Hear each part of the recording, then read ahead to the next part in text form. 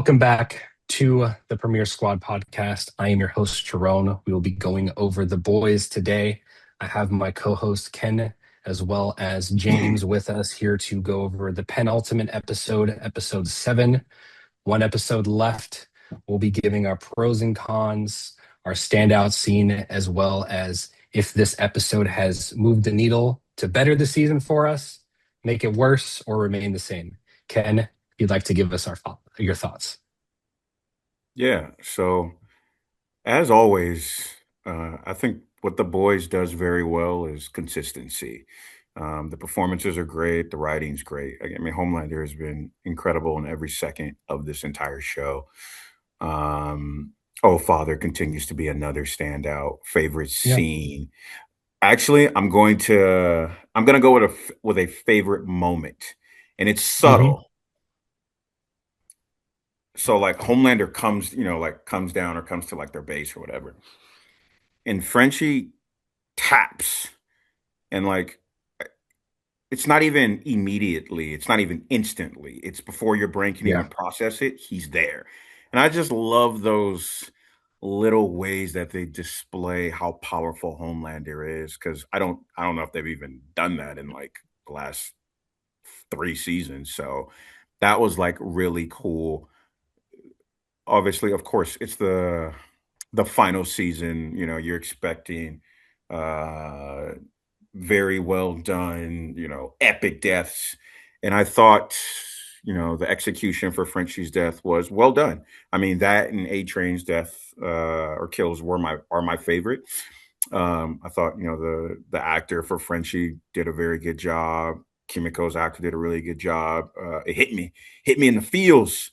So I thought that was well done. Um, Another minor thing, and this ties into conversations we've had as a team, is just how scary telepaths can be. Like Homelander himself is scary, but again, like he's when he's going to kill someone, when he's going to kill someone. And when he's not going to kill someone, he's not going to kill someone. Like with Frenchie, like we know you are not going to kill. If it's a main character, if it's someone important, he's not going to do it. But the way that they've used the soups with telepathy has been like really fun to see and terrifying. There's just Hmm. nothing you can do. Like there is nothing you can do. You have all these intricate plans. The second you are in their presence, and Homelander has like an entire empire of them. So like the second you're in one of their presence, like you're in their presence, every single thing that is now open public information. And I don't know if this is like consistent across all of them, but like to have Jean Grey's power and Mystique's power is pretty terrifying. So again, like I said, the boys does things very, what they do well, they do very well, and they do it every episode. Getting into some of the cons now. I really hope they're saving all that budget for the finale because, And so you say the writing's good, but well, the what about budget, this? but that's, well, the budget. I hope that they're Okay. saving the budget for, yeah, yeah, the budget. So Okay. I thought the show in a way disrupted its momentum from the end of last episode to this episode. Now, where they picked up, like again, the writing's really good, the continuity was great. The episode is still strong, but man, like where we left off last episode and where we started this episode seems like we skipped all the stuff that we really wanted to see. So Mm. that's not even just a negative. That's like, yeah, I mean, another negative.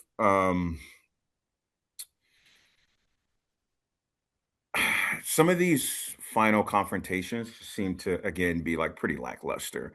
Like Homelander and Soldier Boy, they fought in season 3 with Butcher, and then Huey was involved. I thought that was grand in scale and epic enough to still uh respect the characters with that, with that type of power. Like Hmm. here, the way that Homelander took out Soldier Boy was a bit, not a bit, anticlimactic. So that's another con. And James said this really well last week, and I got to really like look for it this week. Gen V and like its characters and like its set pieces, it does feel much, much, much bigger. Like, because now that I'm thinking about it, like Marie, and they did nothing with these characters. Like Mm-hmm. Marie, like forgive me, What's that power? the other character, I'm blanking out on her name, but it's Marie, and then the other character from Gen V. I mean, those are two Mm-hmm. powerful characters with dynamic skill sets, like or as far as like specifically their powers. So I'm just really missing the epicness to this conclusion. Again, the writing's great, the writing's always great, but at some point, again, like when my favorite powerful scene is Homelander is a jump scare from Homelander. I don't think, like we're really doing these powers. And even Butcher, like you rarely see him actually like let loose either. So I really hope that, they really have saved all that budget for this finale. We'll be Talking about watching it Jordan, yeah, again. Jordan. Jordan. Thank you, Jerome. Thank you. Thank you. Yeah. But yeah, I those are my just thoughts. every time I Strong see her, I episode. think about replicate. Anyways, Replicate from from Invincible. Yeah. But no, that's it for me. um, Strong episode. 8, just because again, like the writing and acting is always so good, but it seems like we're so just having the has it? Yeah. So has it, the season remained consistent for you? Has it gotten better with that episode? yeah, I think like how I opened this It's up, like consistency, okay. like they're not it's not Okay. dipping, it's not climbing to new heights, just consistent. Okay. Appreciate it, James. Thoughts on over to you for the boys. The boys. I'm racking my brain trying to play devil's advocate on this, but I can't seem to do it. Yeah. Not to sound like I'm just echoing sentiments from Ken, but this episode, it didn't move the needle for me at all. It absolutely just stayed within like the level of what this season is doing. The biggest problem I have, and not to sound like I'm beating a dead horse, is that there's no finality or scale to this being like if this was just another season of The Boys, okay, I get it. This is the second to the last episode for the season finale, and then we'll get on to nothing about this feels conclusive. Nothing about this feels like we are getting to the end of the journey. We're getting to the season finale to get us through the next storyline that's going to be coming up soon. That's what it feels like. And to bring in like seeing the Gen V characters, I just was reminded and how they were wasted in this episode. But I was just reminded with how well done that show did those characters and specifically the action scenes. And then you have this action scene in the movie theater segment, which was fine, but that's something Yeah. that was like from season one of Gen V, if that makes sense. This should be like Yeah. a big, like holy crap, we're getting to where this is one of the final action scenes. This needs to hit. We don't need Yeah. explosions going off anywhere, but yeah, something So we needs had to. a couple of butt sniffers just fighting each other. Yeah, yeah, and my favorite scene would probably be the Homelander and Soldier Boy interaction. While I agree with you, Ken, that the way Soldier Boy went out was pretty lame.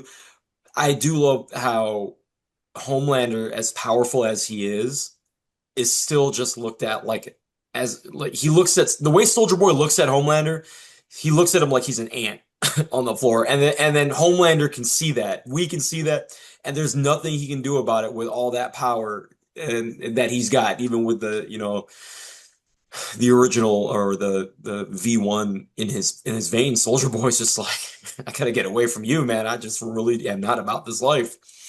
And there's nothing Homelander can do about it, as powerful and as capable as he is. I love that. And I think that brought a good conclusion. I'm assuming this is the conclusion to their story arc in terms of it not being a fight scene, because Ken brought it up that they already fought in season three. So we don't need to see like an action fight from them. We just need this kind of finality for that. And I really like that. The Frenchie death I feel was a little too little too late for me. But it was done really well. The actors were great. The right, it's not like it was like bad. It didn't hit me because I'm like, well, this is a character from a team that I'm supposed to love. That this is the one that I like the least. and I'm like, okay, like this, I feel would have hit if it was a little earlier in the season. But again, you need him to be that catalyst to kind of like get our boys, the boys, Mhm. into we got to rally for our friend, but like, oh, we're already at the last episode, so my closing thoughts are going to be this finale needs to do something. I don't know what. I'm not the writer, but there's a problem if I'm watching Euphoria and it continues to be more epic with a strip club robbery or a wedding robbery that feels more epic in scope and scale and grand than the finale of The Boys, which has to do with freaking all-powerful superheroes that can literally move mountains and stuff. Okay, okay. James. Anything else? No, that's it. Okay. But so for me there's only a couple of pros. I think that when Sister Sage talked about love is a logic error and how it kind of factored everything and owning what had happened last episode, I kind of appreciated that side of her and kind of regressing back into just wanting to be her stupid self and holding it heavy on her, that is like this the stress that she felt from that moment. And then really like I thought it was just funny too. The little ant that came through, I was just wondering if that was the same ant from Ant-Man. I thought it was going to do something. When it popped into the vents uh, with Mother's Milk and Starlight.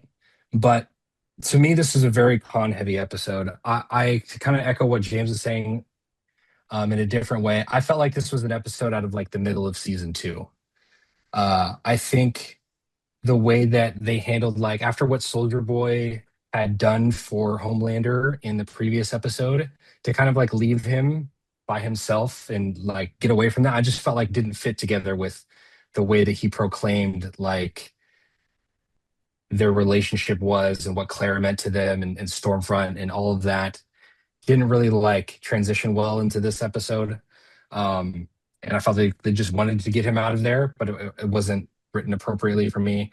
And then just the constant references again to like Billy Joel was brought up like three different times by Huey this episode. We got the Spice Girls references and stuff like that. And I'm just wondering, as the penultimate episode, like, why are we focusing our time here on this? I really felt like we, as the audience, were Butcher and Huey trapped in our chairs, just having to kind of witness this, and with nothing happening, we're just sitting in a room and nothing's really occurring.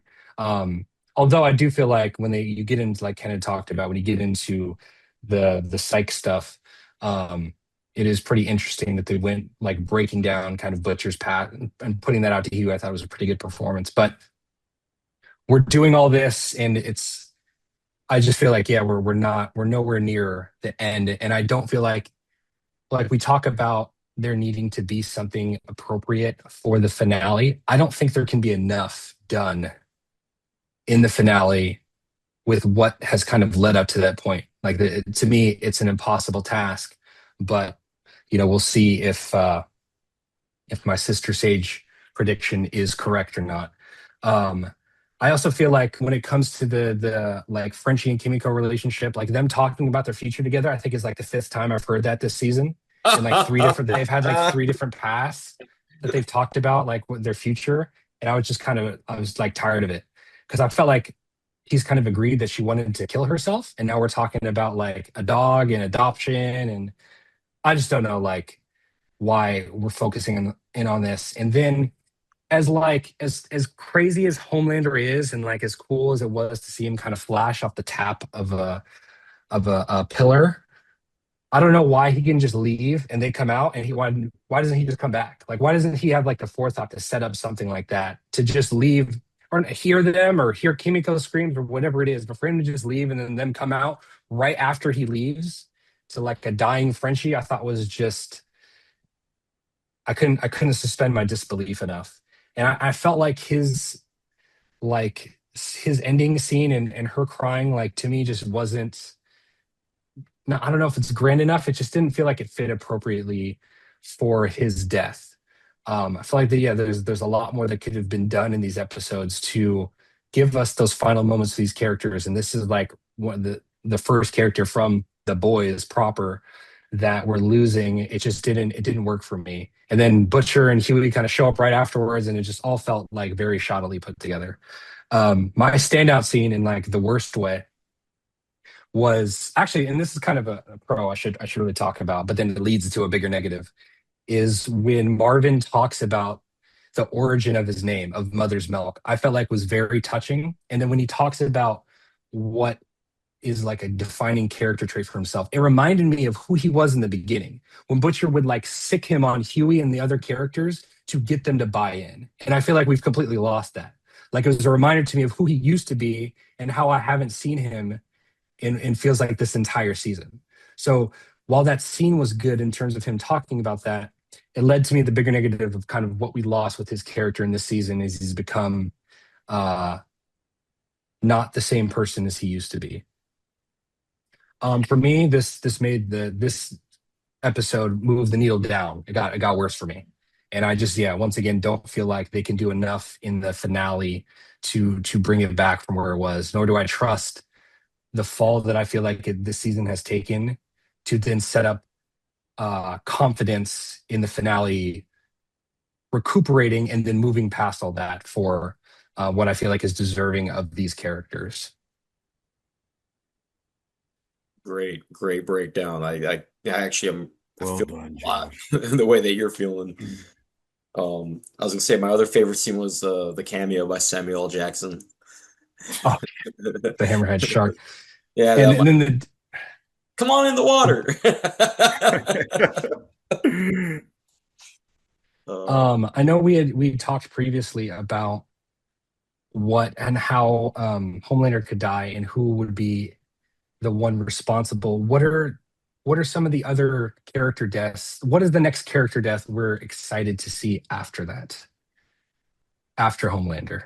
After Homelander, probably anybody from the boys, Huey, Kimiko. I wonder if he dies. Is- Do you feel like Kimiko's gonna get the home the excuse me the Soldier Boy power up? Yeah, she got it in her blood now, so all those experiments Yeah. they were running with. I mean, yeah, it's going to be a team effort of some sort with them, defeating Homelander, as sickening as it is to Hmm. think about. With these characters, I just don't care too much about. Yeah. Um, I and then think Butcher's death, not that it'd be the most satisfying, but I am very interested in how he dies. I do think they've done a very good job with that character, so I'm just excited. Yeah, obviously you're excited for Homelander Yeah. to die, but how does Butcher die in the process? James said something that I actually agree with.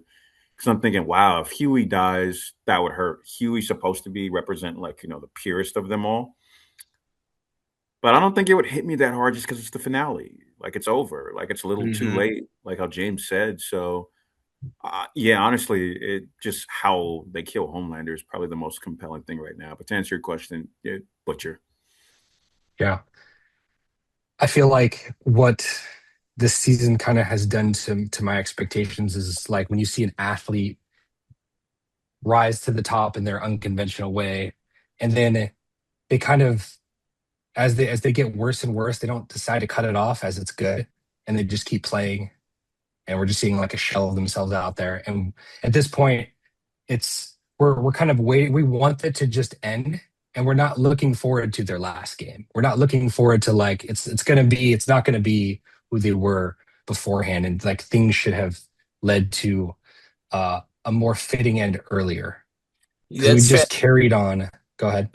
that's a fantastic point. I'm just saying to mirror your comparison that it's like what happened with the Undertaker in the WWE. The Mm, same thing. It's everything you're talking about with the sports athlete and whatnot. Yeah, that was the Undertaker. It's like, bro, you hang it up.